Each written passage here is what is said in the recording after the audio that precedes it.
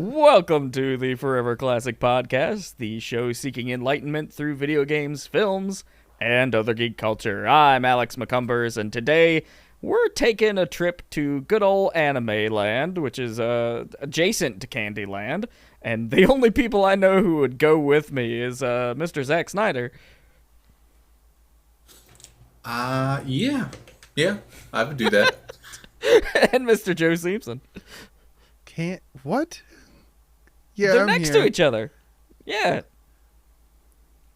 In the realm of fantasy, Candyland is next to Anime Land. Like they're just right next to each other. And they're constantly like neighboring at war. countries. No. They're trade partners. Although I don't know if I trust that peppermint troll or whatever. It's a trade war. Just economic, like they're price gouging the Naruto group. Yeah. Got these because candy somebody tariffs. has to. Got these candy tariffs and like, look, we'll give you a better deal on some candy if you eat less ramen. And Naruto's like, no. Can't be done. How is this how we start this? See, you're talking about all these like battle back and forth, and I'm like, why aren't they just making like candy ramen? Somebody has to have done that. I don't know if I would want candy ramen. I mean, just you got sweet and savory going on. I mean, somebody's bound to like it. So there's candy in the shape of ramen. I'm just imagining when when Buddy bakes Oh. breakfast, and he's just like putting syrup and like M&Ms in his spaghetti. Sounds so bad. But has somebody made ramen with candy in it? That's the question. It doesn't look... I mean, people have made candy with dry ramen. That's a different thing. All right, let's... You know what's really sweet aside from anime and candy? Robots. Patreon Hell yeah. and tipping your writers on foreverclassic.com. That's even cooler. Pretty sweet stuff. It's true. Emailing us, telling us how good we're doing. That's pretty sweet. At contact@foreverclassicgames.com. Pretty... Send Hella us some- dope, You kids. can totally do that. Play games. We finally got a comment for the first time in forever, and they're like, hey, the port of this game sucks. And I'm like, riveting. It's not that the... It's fine. Everything's fine. It's They one of patched those it. things where it's like... There is some playback, clearly some issues, but the port itself isn't, like, bad. It's not like they broke... Yeah. Like, that just needed some, like, emulation work to make sure that It's it just ran funny to correctly. me that, like, the first comment we've had in 6 months is somebody being like, I don't like this game. Which they're totally right to do, because it was, a game-breaking bug for Legend of Dragoon. But either way. But the good news it is was that hilarious. they fixed it. They did. Or I think, supposedly, there's a patch for, it's weird It's hard to downloading tell a with patch. these things, because they're, like, 120-hour games, right? Like, how do you know if everything's Well, ready? Legend of Dragoon is like a 45-hour game. Is it? Yeah. I mean, are you Even really 100% playing it if you're not getting Even every 100% is like 65 hours. Is it? It is. Took me If you're like good 3 years to beat it when I was Yeah, a kid. because you're bad at it. True. I was like, I remember Listen getting here, man. The Dragon Block staff will fuck you up. consistently getting to like disc 3 in an afternoon, I'm then Joe. I'm and good then- at JRPGs. and then proceeding never to actually beat it because something would happen or distract me. Well, anyways, we're not here to do news. Y'all want to take a peek at this geek? I want to take a geek peek. Welcome All to the right. Geek Peek. Joe, what you geeking and peeking at here recently? So let me pitch something for you. I think you'll love it. You know how like billionaires suck Yeah. Sure. and they're kind of terrible? What if one didn't suck quite as much and like used all of his money to like dress up in a costume and fight crime? Oh, like Moon Knight. I love that guy. But what if it was like a bat, like a guy dressed up like a bat? Would that be cool? I don't think so. What if Not he as was much. like? What if he was like? What if they called him like the Dark Knight? that, okay, you're getting there. Does he do the gargoyles thing where he, like, stands and looks over New York City? Gargoyles is really iconic. I don't know if you can follow up with that. Well, I mean, I've just been lately, the last like week or so, I've just been like really into this Batman character. Oh, cool. I've been watching a lot of like, he apparently had like an animated series, and it's pretty good. And I've been playing a video game that came out, Arkham Knight, because I hadn't played that one, and it was one of those things where I had heard like really mixed things about it, especially related to driving his car. Well, Arkham Knight came out like right at the beginning of the PS4 or something, right? That's probably why I missed something in it. that era. But everything that I've heard about it was like pretty middling reviews, maybe like mostly positive, but then people were like, man, everything, like, it's just a shadow of what Arkham Asylum was and like all this stuff. And I'm like, generally I would agree, but I gotta say, when I jumped in that Batmobile and started cruising around Gotham, that was really fun. I was grinning ear to ear. But yeah, I've just been like rereading some of the comics I've got. Been rereading the arc where Batman and Son, where he finds out that like he has a son, and he's got and he's kind of a douche. The Son is or Batman? What? Is the Son the douche? The Son. Okay. Damien is a little prick when he first joins the Bat family. No. But it was like one of the first like.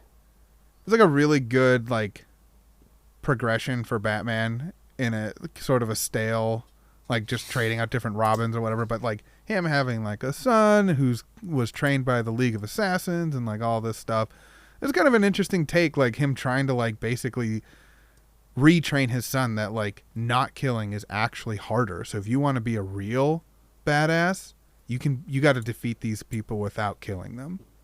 And like his tactic in Parenthood and things like that, and how that dynamic changes with all the other Robins and sidekicks that Batman has had throughout the years. And do you think we'll finally pass the mantle, so to speak? Because that seems to be, from what the only way I interact with most comic books these days is I see the headlines of like some of the big Power Ranger beats or some of the big DC beats, and there a while back somebody was like, "Oh, we might actually get like a new Batman, and it might be Damian." Do you think that'll ever happen? Like, here's what I'll say: the comic I'm reading now came out in 2006, and nothing has changed. Bruce Wayne is still Batman, as far as I know. They've tried to do a few stories where like he's dead, and they've got to figure out who the next Batman is going to be. There's a really great stretch Batman and Robin comics where Dick Grayson is Batman for a while, but Batman did not stay dead, right? So Bruce Wayne came back. Like they've done that story a couple of times where like who would be the next Batman, but it always comes back to Bruce Wayne. Damian is still always around, but it's not like they have not moved on from Bruce Wayne in the same way that like the Flash, Wally West came in and took up the mantle after Barry Allen died in Crisis on Infinite Earth. Barry Allen was dead for like 30 years in the comics. And then he literally ran away from death. So, but it's like that bit in Sandman where the guy's like, "What if we just didn't die?" And and Dream's like, "Yeah, all right. I'll see that bet." Fair enough. Here you go. But yeah, so that's what I've been doing. That's my little geek peek. Just been like immersed in some Batman lore this last week. I've always appreciated the various ways people interpret Batman, like the different, like cave Batman or like man bat, like all of those different variations. The heavy metal ones, especially, like all the toys and stuff are really cool. Batman Beyond, I was always really fond of as a kid. Like. I don't know. I just like the design of Batman. Never been much for the actual like comics or stories of him. Yeah, it is interesting to see like the different ways that story can be told. Yeah. Well, Zach, what do you got? We're T-minus what, 12 hours before Lightfall? Give us a peek at your geek. All right, so Two things. So stemming off of Lightfall is Destiny goodies. Lightfall's coming. It's going to be pretty cool. I am probably not going to play it day one because I'm not that into Vaporwave unless something like after they can finally reveal more information about things like strikes me as very big. So what I'm hearing is you now hate Destiny. No. That's what I'm hearing. Depending on how I feel, I might buy it before the end of the week and run the legendary campaign for like the legendary emblem that you get for doing it within the first week. Maybe. That's the only thing that's tempting me to get it like right away. On the other hand, we just ordered a bunch of stuff. So we placed because they had the price fall sale on their store. Fun. So it was like $25, $50, and $100 increments would give you 15, 20, 25% off your order. Handy. Yeah, so Very we bought. nice. So we'd been talking about buying the hard book grimoires of all the lore cards for a while. So we just bought those. That'll Couple be some like fun shelf candy. yes. I bought my 2022 Moments of Triumph shirt for saying I'm a badass and did most of the things. So I'll now have my purple one that has my engraved stuff on the side with my gamer tag, and now I'll have this black one with the wolf that also has the piece on the sleeve with the seal that's and like my name on it. personalized to your account? You can. Cost That's $5. actually sick. That's That's really super cool. You'll have cool. to share pictures of those when you get it all together. Yeah, for sure. So you can only but- put certain designs if you've like done it in game? So you can buy the shirt if you want without having earned it in game for $77,777. That's incredible. But if you earn it in game, it unlocks it with your account and goes down to like t-shirt price. Sick. And then How for have I an never extra, heard about this? That is such a cool little thing. right? And then for an extra $5, you can have it personalized. Earning to, real like life. have your tag on it. Earning real life loot, or like, sure, you could pay to get it or whatever for some obscene price or whatever, but it's just cool that your devotion to the game like matters. Yeah. That's really That's cool. like if I, in one of my Monster Hunter accounts, killed like some super version of whatever, and then I could get a coat with that thing on the emblem on it to show like, oh no, I accomplished that, and I can purchase this at like a pretty decent price. That's such a cool concept. Way With to my go, luck, Bungie. though, it'd be like personalized with what your character looks like on it, and it would be like my dumb purple-haired mustached like pompadour guy on my shirt. That's one of the things I've found very cool with their store. Granted, it's kind of expensive because it's, brand from source store, big company. Right. But, like, they have different things. Like, there was the plushy mechanical dog. Like, you could only get it if you managed to get the robot dog in the game. Because it had the same unlock. So you unlocked that Triumph and it unlocked it in your account and thus the store. Huh. Or you could buy the dog for $77,777. That's awesome. So before we move on to Alex's Geek Peek, I got a quick question for you, Zach. Mm-hmm. How much work would it be to get into Destiny now? Like, I think I've played a total of like 10 minutes. I just never didn't grab me. If I wanted to like get into it, had a good group of friends that were really into it, what would your recommendation be jumping in now as like a fresh player? I would say, because this is the start of a new expansion, this is the time that you would want to jump in. It would be the easiest curve to jump in. How much money would I have to drop to get access to the new campaign? New campaign is going to be like a $60. It's like basically like a new game. So I don't need to purchase the previous expansions or anything to... You don't if you only want to play the new stuff. You do if you want to play some of the older stuff. Granted, I think they discounted it pretty heavily because of Lightfall's release. Yeah, and they have sales where stuff goes on sale like half off, basically. Well, I know constantly. they've just given out the base game for free a few times too, so... It's currently free on Steam as well.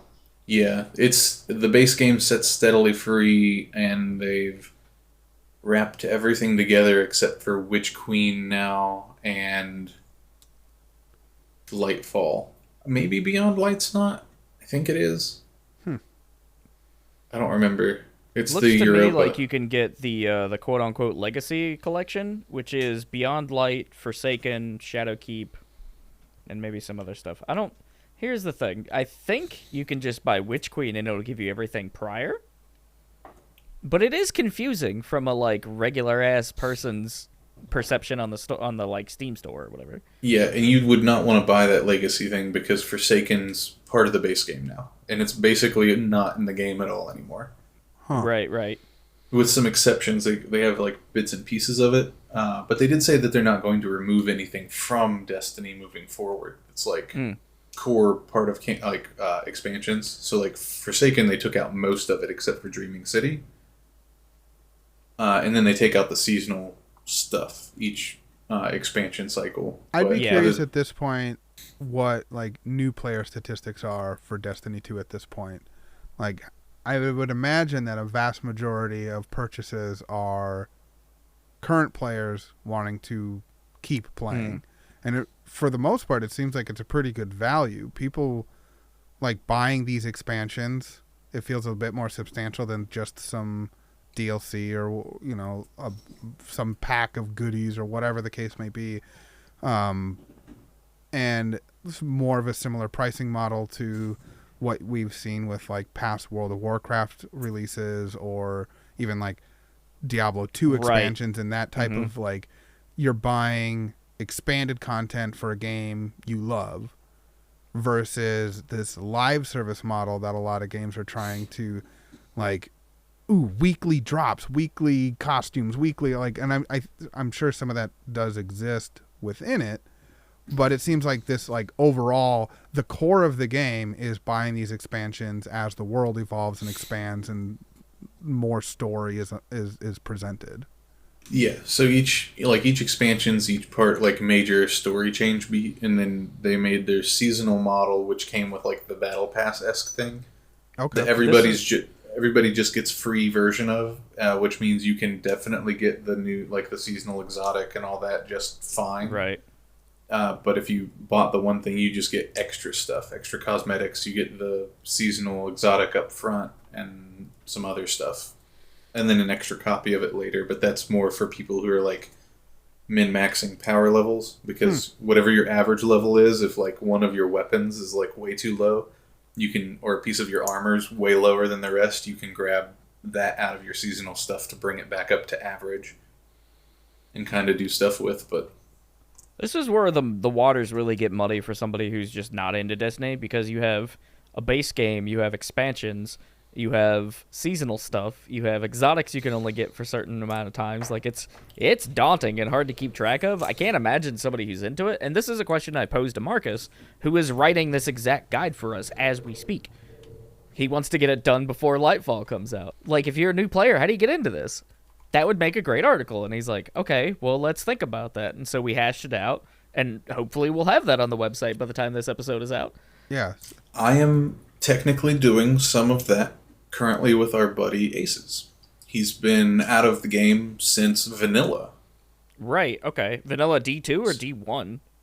D2. We played all the way through D1. Gotcha. He only played through that, and then he was preoccupied for a while.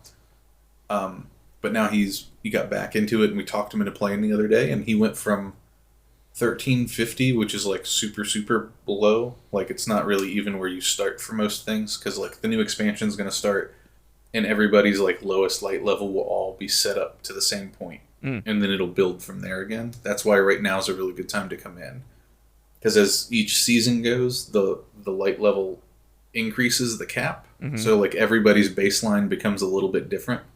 But the lowest baseline is always the expansion's baseline. Interesting. So for this past one, it was 1350, and it went all the way up to 1560. Okay. So he went from 1350 to 1550 really quickly. Yeah. Right.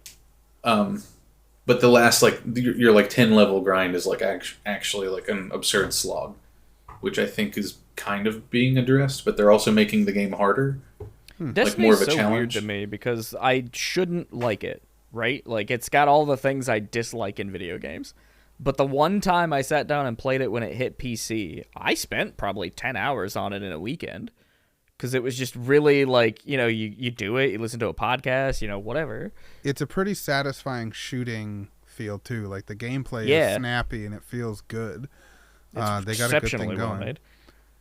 I mean, I guess so much for being a quick question, but thanks, Zach. That was informative. Big discussion I feel like I could make like an informed decision now, a little bit, because I like don't know anything. But Alex, give us a peek at your geek. All right, so check this out. And I don't even have a lot of context for this because it's a particular show that like is very much an homage and tribute to one from long ago. So Kamen Rider, very popular tokusatsu hero. He's the guy who looks like a cricket or a grasshopper, and he's on a motorcycle, and he comes in various forms, like the Power Rangers or Ultraman or what have you.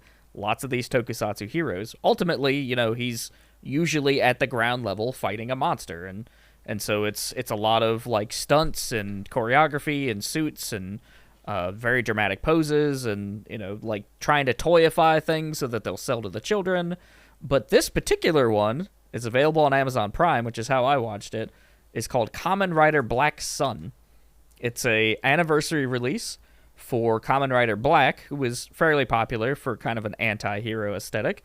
But this show is wild. Like, for one, it's kind of messy because it is about racism. To the point where, like, at the end of the show, they reference some of the very real-world recent happenings here. And I was like, oh, I don't know if I would have let that one fly, but okay. And it's horribly violent in places. The suit animation is, like, cosmic horror level sometimes. It's really well made for what it is. And, like, the soundtrack is fantastic. But I really just got sucked into it, man. Like, the character is really cool. He's just, like, this dude who fought against, because there's two different types of people basically in this, and this is the parables and the parallel for racism that they try to tackle. Is basically there's like a monster / animal type hybrid person called a kaijin, and they have the ability to transform into a thing. So like, for example, one of the characters is a whale guy, and another one is like a sparrow, and our main character, the Kamen Riders, they're grasshoppers. They're like crickets, right? But there's a physicality to these suits. Like, there's moments where you see the, like, things on this character's back, and you're like, those are just there for decoration. And then he'll use them, like, to fight from behind. And then at one point, he, like, rips it off and turns it into a sword because it goes rigor mortis. And then for the rest of the show, he only has one of those legs because he pulled one off. It's crazy. But the thing that really sucked me in is this concept of, like, the way the kaijin are able to like heal and really get like super juiced up on their like natural abilities or whatever is this stuff called heaven, which is an extract that they pull from this guy called the Creation King, who was like one of the first Kamen Riders or something, and he's like this old decrepit like giant grasshopper monstrosity gross thing. This is some like Akira. It's super cool. And so they have all these tubes running in them, and they use that, and they mix it with human flesh to create this like gel that you can eat as a kaijin that'll heal your wounds really quickly. It'll give you a bunch of energy. You're stronger. When did this show air? Recently, like 2022. So it's an homage to a popular old series. Right. Okay. As an anniversary release. So it celebrates Kamen Rider. It specifically references the opening for Kamen Rider Black, which I went back and watched because I was like, this seems really retro to me. And it was. Like in episode 9, I think. They just do the intro to the classic with the modern characters. And it's this is really live cool. action? It is live action. Very cool. 10 episodes long. Each episode's about 45 minutes, so it's a bit longer than what maybe you would want. But I was, like, sucked into it for the entire thing. There's, like, a time skip thing where they talk about a conflict that basically set up the current conflict and all the different power struggles in, like, the 70s or something. And so it's about rebellion. It's about civil rights. It is also a, like, really dark kind of physical, like, body horror thing. Like, it's wild. Very cool. And the theme song, check that one out. when he first transforms into, like, his, like, regular outfit, Oh, it's so good. It gave me chills, and I was like, I don't even know the source material. This must be fantastic for Kamen Rider fans. Yeah, that sounds awesome. I might have to actually check that out. But that brings us to our topic for this episode. Anime games. Woo.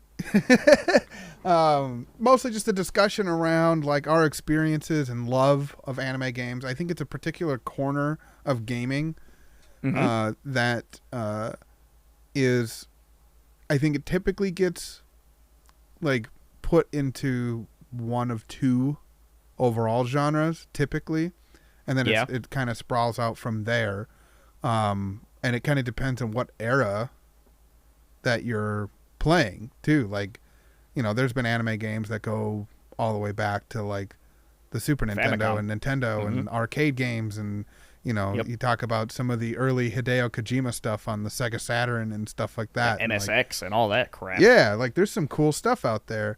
But you know, personal touch. Originally, I had pitched that we talk about games only based off of anime, and then I realized I only had 3 games to talk about, and there's a lot of other games that use an anime aesthetic that are still widely considered anime games that I love and don't want to like omit from the conversation. Yep. It's fair to say that all of us are pretty big anime fans generally and have been for a long time. And so we're also of the age where we've seen this genre of animation really kind of come into its own in America. And so it's fascinating for us to be like this weird area of gaming where we like this thing and we're going to check out something because we like the original source material oftentimes, but the quality is never quite there. But sometimes you just play through it because you like the stuff, right? Like, I've played so many terrible, like, objectively bad anime games just because I really like the source material at the time. Yeah, I can't say I've had that same approach past, like, high school. Yeah, more when I was a teen than now. For me, it was a lot of, like, oh, I really like Shaman King, and there's a Game Boy Advance game coming out. I'm kind of excited about that. Yeah. And, you know, that style of thing. And so things like, or going over to a friend's house and playing Digimon Rumble Arena on PlayStation 1. And then when I finally got a PS2, you know, it was like some peak Dragon Ball Z love happening. So there was some killer fighting games coming out at the time compared to a lot of other fighting games that were out that just had a lot of like that DBZ flavor to them. I think the PS2 is really the king of anime games, honestly. Like, the reason I got and wanted a PS2 so bad was because I went to a friend's house and played Dragon Ball Z Budokai. Yeah, I think the one I played the most was Budokai 3. Yep. And great game, I think. Like, probably hundreds and hundreds of hours played with my friends on that one. The only game that I probably played more with my friends would have been Smash Brothers Brawl. Yep. But, you know, as a lover of like portable gaming, Legacy of Goku 2, where you get to play as like the different characters, loved that. It was super fun. That one's like actually good still, I would argue. It's such a huge improvement from the second or the first one. Visually still like holds up pretty well for what it is. Whereas if you go back and play Budokai 3, it's a little rough. But dude, remember when people would like stick a funny card into a PS2 and wiggle it around just to play like a Bleach game? No. Yeah, that was a thing people were doing, man. And that even when I was in college in Elkins, like I knew friends who had a whole collection of Japanese titles, and that's how they would do it. There was like a specific shape that you cut into like a credit card. You jam that thing into like the disc tray of your classic PS2 and give it a wiggle or whatever, and it would unlock the region lock or whatever. Weird. It was such a strange time, man. But that's what I'm saying. I think that for anime games especially, the passion for the source material often outweighs the quality of the thing. There's a lot you'll look by as long as it's got, you know, the characters and the world and the aesthetic that you're into.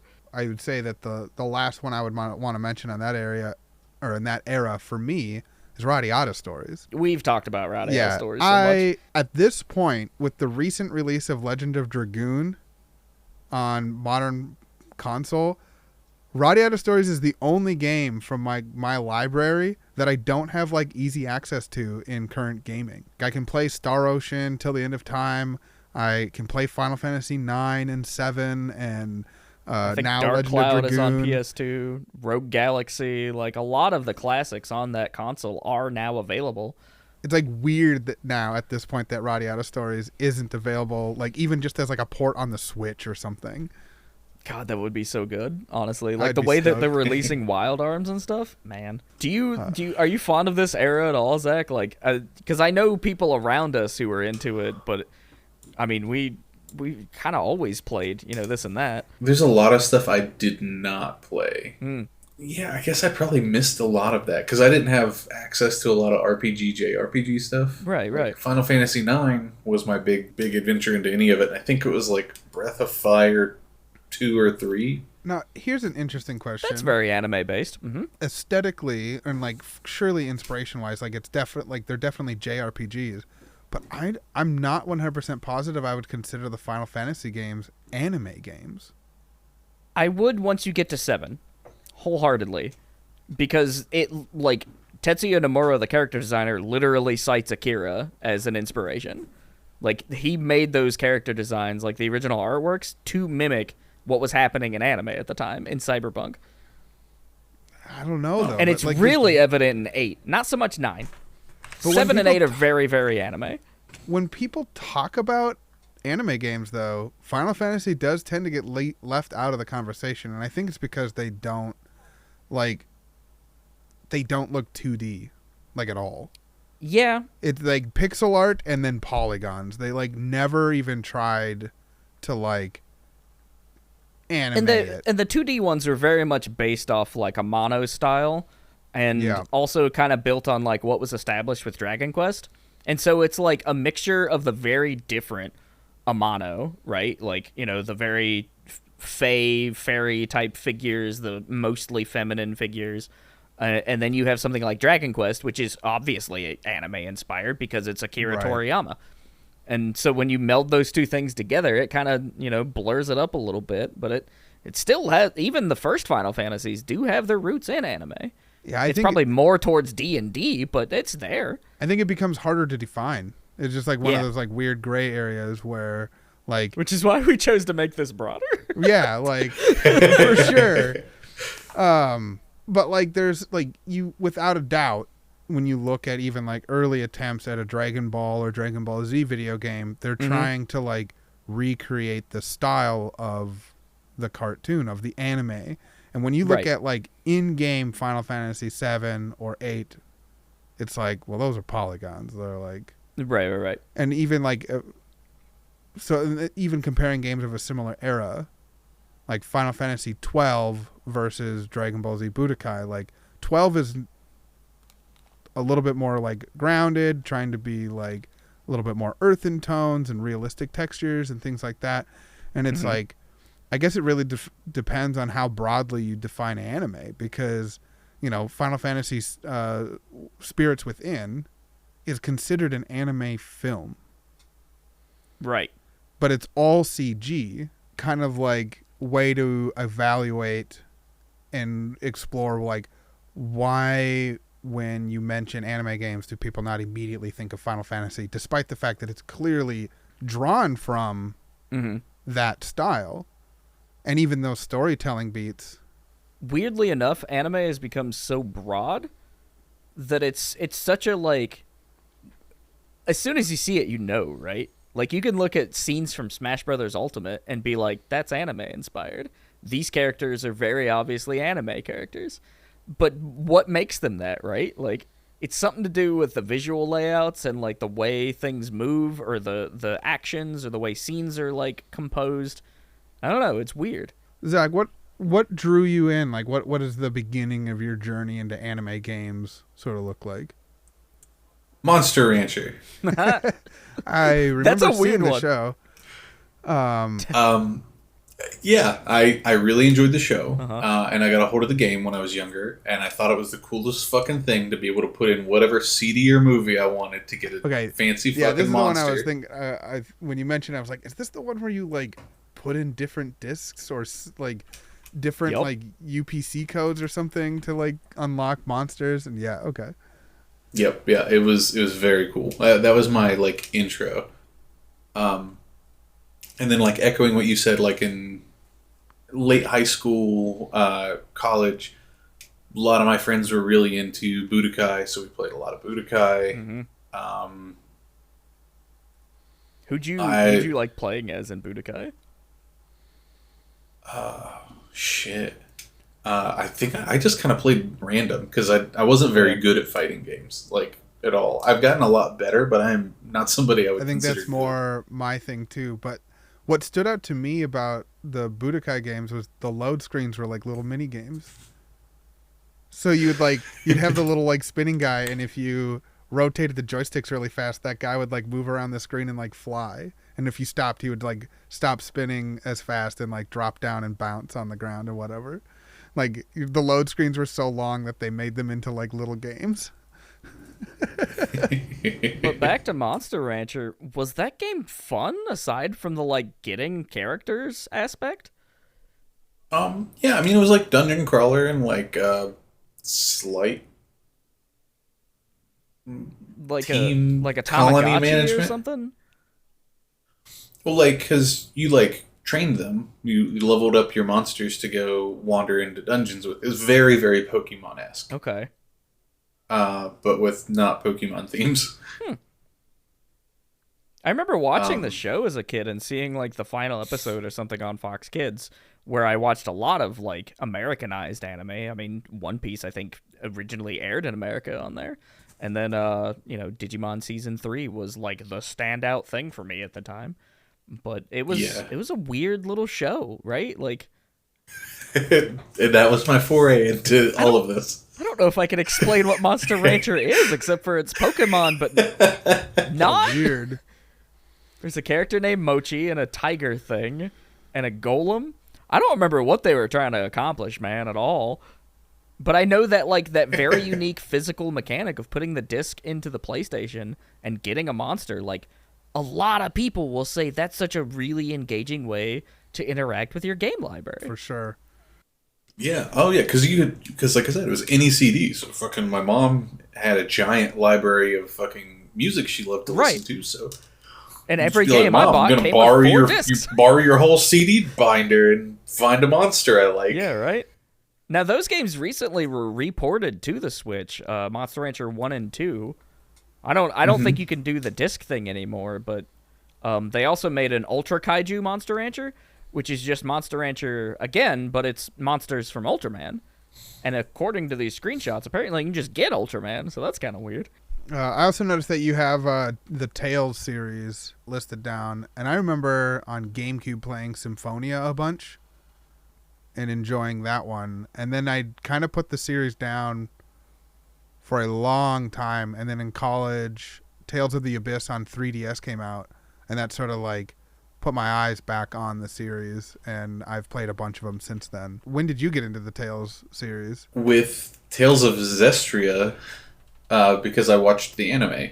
Okay. Mm. Is Asteria the one that it's kind of widely considered bad? It's the one right before Berseria. Okay. If I remember correctly, a lot of Tales of Is that fans the 360 one? don't like Zestiria. Wasn't it I think you're recently right. I ported think- or something? I don't know anything about these games. Tales I of played Symphonia recently Symphonia got and was like, this is dull. Symphonia got played it a again. port recently.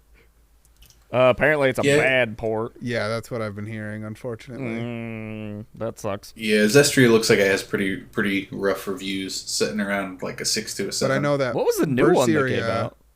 Berseria is considered pretty good. And then Arise? from what I've played of Arise, That that one. one's good. Yeah, I'd play that one. I watched Joe play a little bit of it, and I'm like, this looks sick.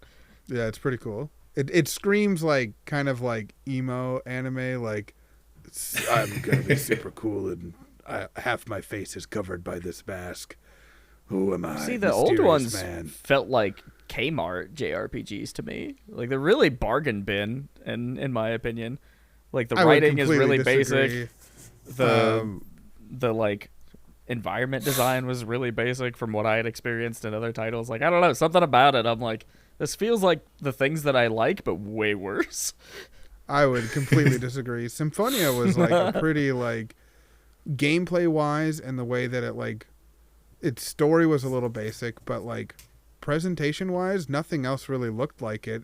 It was like really starting to get into some of that cell shading and like capturing more of the like anime look in a JRPG versus like everything before it was just like vaguely polygonal. Like, as soon as we figured out cell shading, man, that was it for 3D anime games. Like, I love the sprite era of anime titles. Like, I really have fond memories of playing Gundam Battle Assault 2. This is a fighting game on the PS1 that's mostly sprite based. The sprites are incredible looking. They're very complex, and like they move in a way you would expect a Gundam of the time, and it's just something about the way that game looked, man. I was all about it, and it's not a very good game. I don't think, anyways. Like, I've seen people try to play it, but when people like do that style now, though, with like modern gameplay mechanics and ideas, it's really cool. Because I've been put in some time with Persona 4 Arena Ultimax or Remix or whatever it's called, and that game is a blast, and it looks amazing, and it's all like sprite based still. And I know Guilty Gear hung on to that for a long time until its most recent title, I think. Yeah, that or a title or two. So, question then on the ideas of like art styles and stuff really making a lot of like feel along with, you know, what happens in various games leaning in towards like an anime game. Like, do you all consider like the Borderlands series to be an anime game? Funny enough, I don't. Yeah, I wouldn't say I would either. But now that I think about it, like, it kind of checks a lot of boxes, doesn't it? It does, and that's why I waited until we like passed a point where we'd have checked a bunch of boxes in conversation to ask. I don't know how I feel about this information. I think it's a fair question, but I still don't know if I would call it an anime game. And that's the thing, is where is that line? I'd almost call it a comic game. Yeah, it's almost parody. It definitely is parody. I would agree with that. It's like definitely like a comic book or like graphic novel aesthetic. Yeah, it does somehow lean more towards like comic book. It's just a really hard place to put your finger on, because we all just said it checks these boxes. Right. And we stated these boxes. So now we're in another gray area. But I think there's like an attitude that needs to be like captured in like an anime game. And I don't... Borderlands, the extremes that Borderlands takes is not in the same areas that anime tends to take. It's closer to Looney Tunes. Yeah. It's a little bit more slapstick, a little bit more comical. Leans really heavily into like weird guns and things like that. But at no point am I like amped up by something that's happening on screen in Borderlands in the same way I would be with like... You know, when you see Goku do the spirit bomb for the first time. Right. There's like an something extremism in anime that is very particular to... Yeah. I don't know, and I could be completely wrong. I'm not an anime expert. You almost have to like really suspend your disbelief from most shows. But here's the weird part, right? Like, I mean, we talk about games as they exist. As soon as they come out, they exist in the things we can talk about, right? Like, we talk about gaming in its entirety in the current state that it is in and speculate a little bit on the future.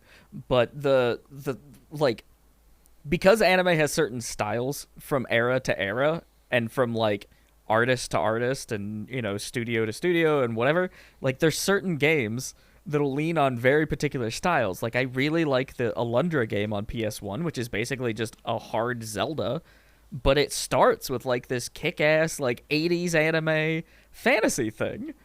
And when you see that opening, you're like, this is an anime. Yeah. But it's, like, Slayers, Magic Knight Rayearth, like, that era. Now, to bounce off of Zach's question, is Yakuza an anime game? I would say that it I is. had that written down, like Yakuza Like a Dragon in particular. Like It's something about the attitude.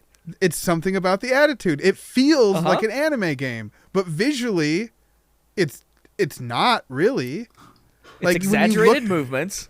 They hang on frames, and it's like really dramatic in places. Like It really absolutely comes the down Yakuza to series. how you, as a viewer, might define anime. It's got Yakuza has Sure. all the attitudes and storytelling beats of anime, but visually, it's its own but also thing. like It's a definitely more Scorsese realistic. film. Visually, it's almost GTA.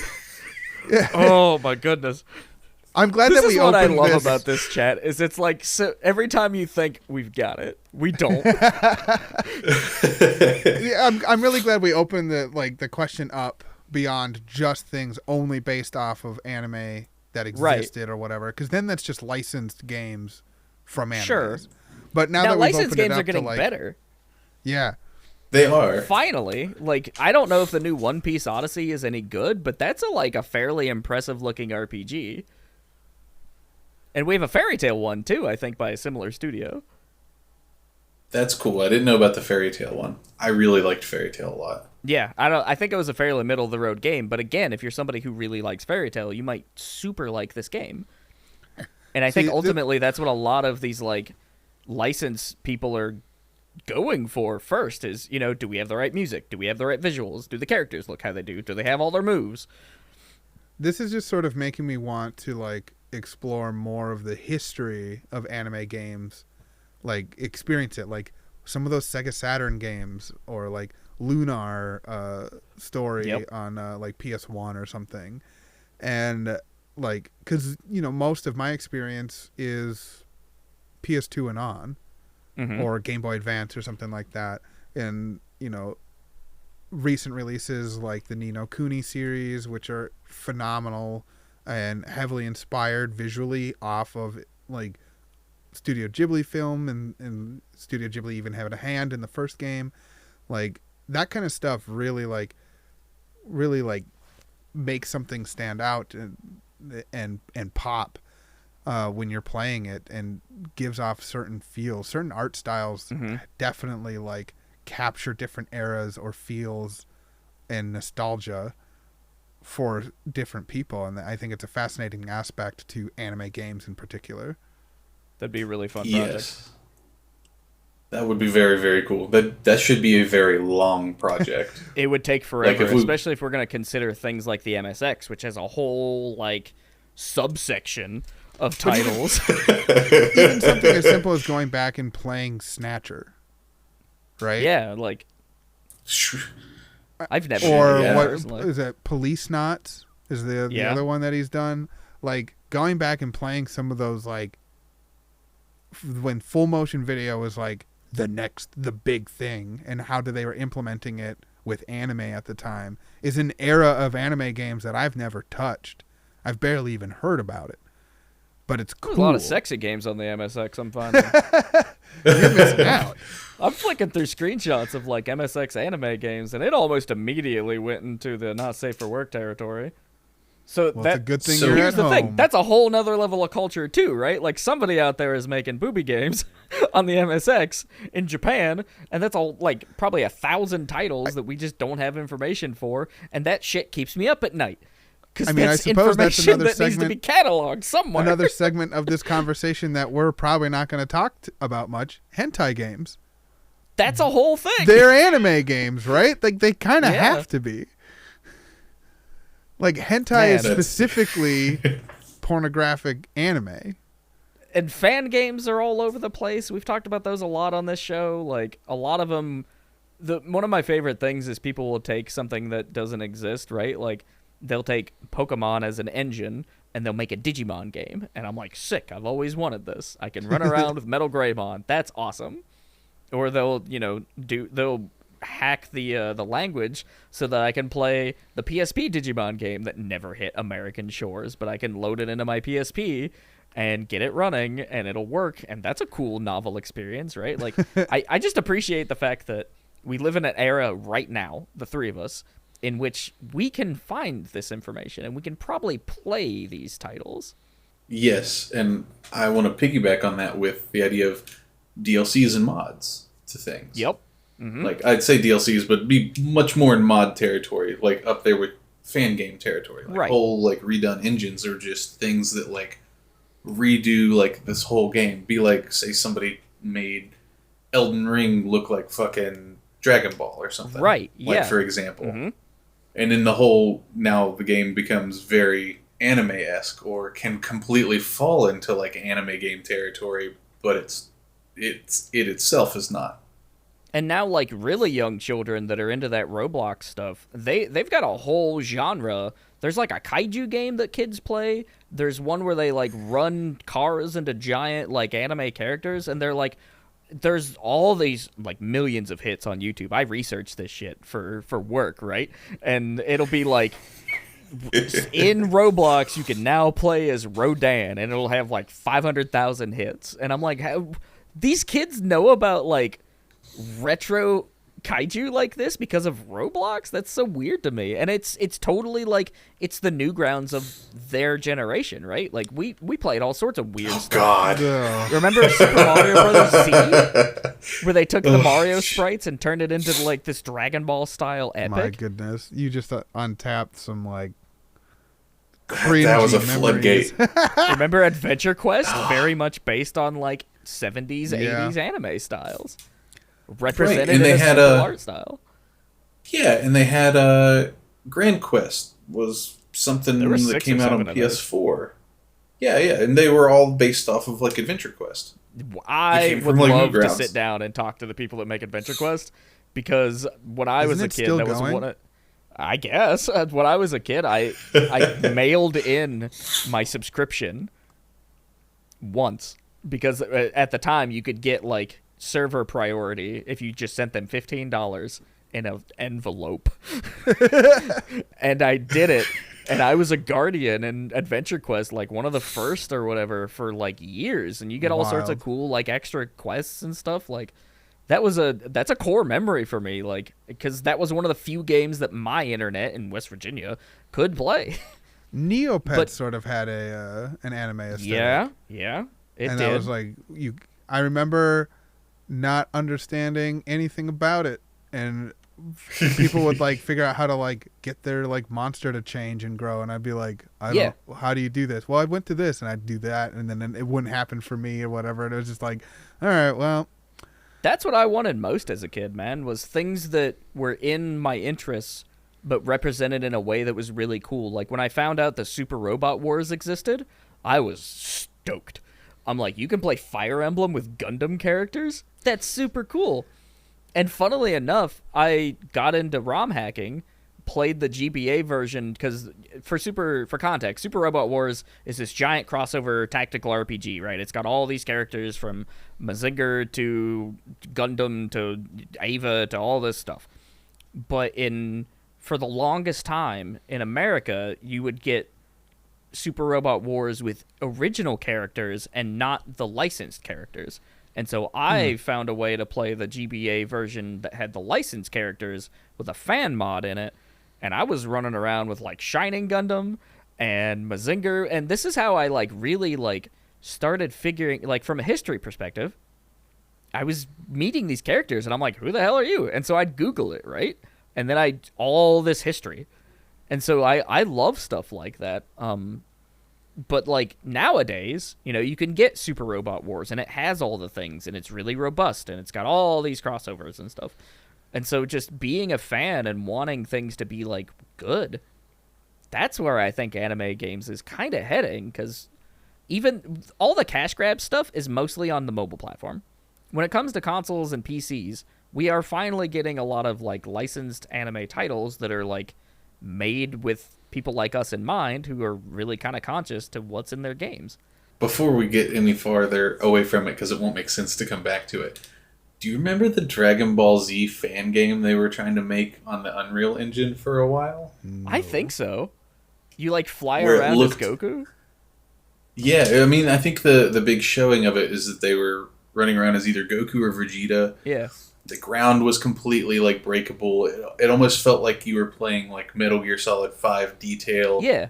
But being able to fight like in a complete open world, like you were playing a Budokai game.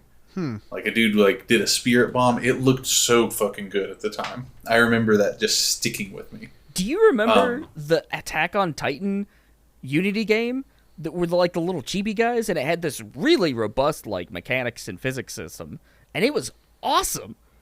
It was such a good little game. Nope, never played it or heard of it. It was really popular in anime YouTubers in like 2012 or so. But I think that like the big takeaway is that the conversation surrounding anime games is so big. Right? There's so much to discuss and talk about in terms of like what even defines an anime game, what's included, like which ones stand out, which ones are good. But this leads into secret bonus segment that I created for you guys. And I think this is going to be an interesting exploration of some anime game as like a topic.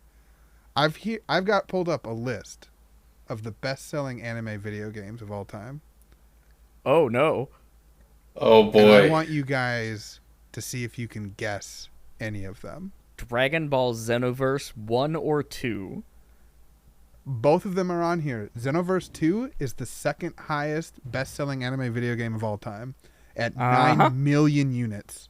They just keep putting out stuff for it. The first one is at 6 at 3.13 million units sold. Part of me would like to think Dragon Ball Fighters is also on that list, but I don't think it's sold nearly that high. Ni no Kuni? Ni no Kuni is nowhere on this list, but Fighter Z is number 3 at 8 million units. Really? Yes. That's crazy to me. Now, is this licensed games specifically? It just says best-selling anime video games. And no, it's not. I know for a fact that at least one of these is not a licensed game. Okay. What's in it? Surely one of the Narutos isn't that high. Ultimate Ninja Storm 3? Or... Naruto Shippuden Ultimate Ninja... Wait. What's that Shonen Jump crossover one that was really bad? Yeah, the Shonen Fighter. Yeah, the one with the big 3 on it. That's Jump not something. on here at all because everyone hated that game. That's wild because it Really? had such a big like marketing presence. Had such hype. Yeah, you'd think people would just buy that one. People were excited about it, and then it was bad. But Naruto Shippuden Ultimate Ninja Storm 3 is number 7 on this list. At I'm getting a theme. It's like all fighting games. 2 million units sold. Well, we got to think mainstream, man. What the hell could be number 1? I come out of the gate swinging with Xenoverse. What are some other like really popular anime titles? I mean, outside of it being like strictly anime, I mean, I would have with the fighting theme, I'd have thought like one of the Blaze Blues or Guilty Gear would be up on the list. But Is I will Guilty Gear say- Strive at the top? 4 of the top 10 are the first 4 Naruto Shippuden Ultimate Ninja Storm games. Okay, With 4 I kind of expected that. With 4 being number 1 Wow. at 10.7 million units sold, according to this list on animemanga.fandom.com. I don't know how reliable this list is. Still, But that is insane. people like that shit, man. Like, think about how many copies they sold on PS2. There's a couple of really big ones that you guys are missing, but the top 10 is like mostly Naruto and Dragon Ball Z. That kind of. that can check out. Yeah, Yeah, There's that a couple tracks. of Dragon Ball ones. What's that newest Dragon Ball one? Kakarot? Dragon Ball Z Kakarot? Number 5 on at there. 4.5 million units. That makes sense. There's a really, really big one that you guys are going to feel dumb that you didn't say. It can't be the One Piece game that just came out, right? Like, there's no way. But maybe it's a really popular franchise. One Piece Odyssey. No, it's not on here. Okay. Other One Piece games are on this list, but they are not in the top 10. They are in the top 14. Huh. Now, is this like recent games or is this everything? Nope, this goes all the way back. Is it And Budokai 3 there's then? no way you'll get this one Number 11 on this list is Dragon Ball Shenlong na Nazo at 1.25 million units sold. It came out on November 27th, 1986. That's got to be a Famicom title or something. I might have that. I genuinely might have a cartridge for that. It came out on the Famicom. But it's in the top 14 selling anime games of all time. That Sailor Moon fighter on Super Nintendo isn't one of these, is it? No. There's no way. Everything else is like past the 2000s. Easily.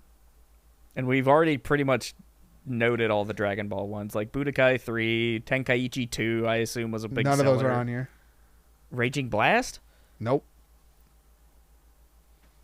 There's 2 more games that were you guys are trying to nail down. No cheating, Zach. Are they in a franchise that we've mentioned? No.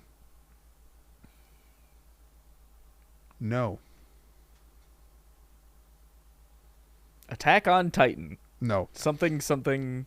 Damn it.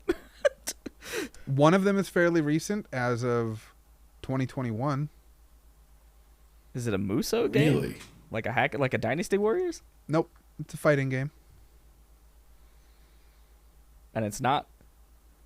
Do they consider Tekken or Street Fighter a fighting, like an anime game? That's not on okay. here.